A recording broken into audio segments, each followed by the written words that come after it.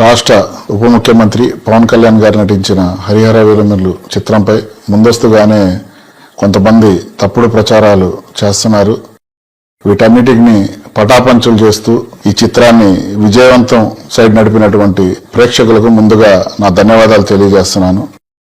ఈ స్పందనతో కొంతమందికి కడుపు మంటతో మేధావి ముసుగులో కొంతమంది కుహానా నాయకులు అలాగే కొన్ని పార్టీలకు చెందినటువంటి వ్యక్తులు పవన్ కళ్యాణ్ గారు చరిత్రని వక్రీకరించారు, దానికి ఆయన సమాధానం చెప్పాలని చెప్పేసి మాట్లాడుతున్నారు.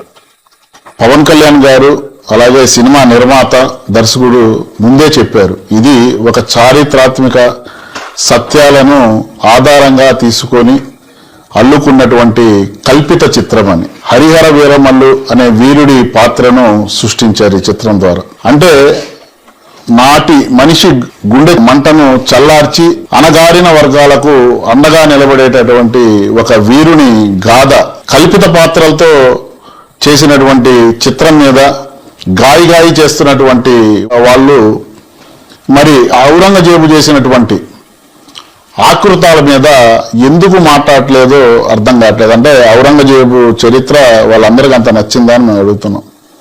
ఔరంగజేబు సోదరుడు దారాసికో హత్య చేసిన మాట వాస్తవం కాదా? అలాగే తన తండ్రి అయినటువంటి షాజహాన్ని కారాగారంలో బంధించినటువంటి మాట వాస్తవమా కాదా అనేది ఔరంగజేబు చరిత్ర చూపిస్తే వీళ్ళు ఎందుకు ఉలిక్కి పడుతున్నారో, ఎందుకు చించుకుంటున్నారో అర్థం కావట్లేదు.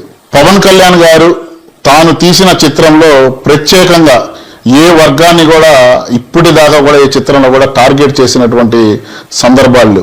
ఈ చిత్రంలో కూడా ఔరంగజేబు చేసినటువంటి దుశ్చర్యల్ని మాత్రమే చూపించారు తప్పితే ఎక్కడ కూడా ఆయన ఒక వర్గాన్ని టార్గెట్ చేయలేదు. అలాగే సనాతన ధర్మాన్ని పాటించేటటువంటి హిందూ సోదరులనే కాకుండా ముస్లిం ధర్మాన్ని విశ్వసించేటటువంటి ముస్లింల మీద జరుగుతున్నటువంటి ఆగాయత్వాన్ని కూడా ఆ చిత్రంలో చూపించడం జరిగింది. చాలా చక్కగా కూడా హిందూ ముస్లింలు భాయ్ అని చెప్పి ఈ సినిమా చూస్తుంటే కొంతమంది నాయకులు దీంట్లో ఏదో జరిగిపోయింది, పవన్ కళ్యాణ్ గారు సమాధానం చెప్పాలని చెప్పి చిత్రం మీద నెగిటివ్ టాక్తో మాట్లాడుతున్నారు. నిజంగా ఔరంగజేబు చరిత్ర మీకు తెలుసో లేదో మాకైతే తెలియదు, కానీ ఈ చిత్రం విజయవంతంతో కొంతమందికి జీర్ణించుకోలేక మొహాలు మాడిపోయి ఈ సినిమా మీద నెగిటివ్ టాకులు తెస్తున్నారు. అసలు వీరమల్లు అనేది ధర్మం కోసం నిలబడ్డటువంటి ఒక వీరుడి గాథ ఈ చిత్రం. ఒక నెమలి సింహాసనం మీద కూర్చున్నటువంటి ఒక చక్రవర్తి అఘాయిత్యాలను కూలగొట్టి ప్రజల పక్షాన నిలబడేటటువంటి వీరుడి గాథ హరిహర వీరమల్లు. వీరమల్లు ఎలాగుండాలి, అసలు వీరమల్లు సమాజంలో అణగారినటువంటి వ్యక్తులని కాపాడటానికి మాకొక వ్యక్తి లాంటి యోధుడు కావాలని చెప్పి ఆనాటి సమాజంలో ప్రజలు కోరుకున్నటువంటి వీరుడి గాథ హరిహర వీరమల్లు. కాబట్టే ప్రేక్షకులు ఇలాంటి చిత్రాన్ని ఆదరిస్తున్నారు. పవన్ కళ్యాణ్ గారు తన నమ్మిన సిద్ధాంతాలకు దగ్గరగా ఉంది కాబట్టి ఈ చిత్రంలో ఆయన జీవించారు. ఎందుకంటే ఆయన జీవన శైలికి దగ్గరగా ఉండేటటువంటి చిత్రం హరిహర వీరమల్లు.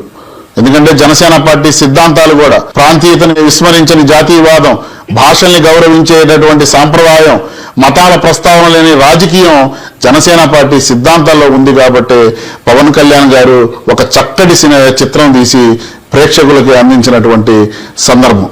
ఇలాంటి చిత్రం మీద లేనిపోయిన నెగిటివ్ టాకులు సృష్టించి ఇస్తున్నటువంటి వ్యక్తులకి ప్రజలు సరైన గుణపాఠం చెప్పాలని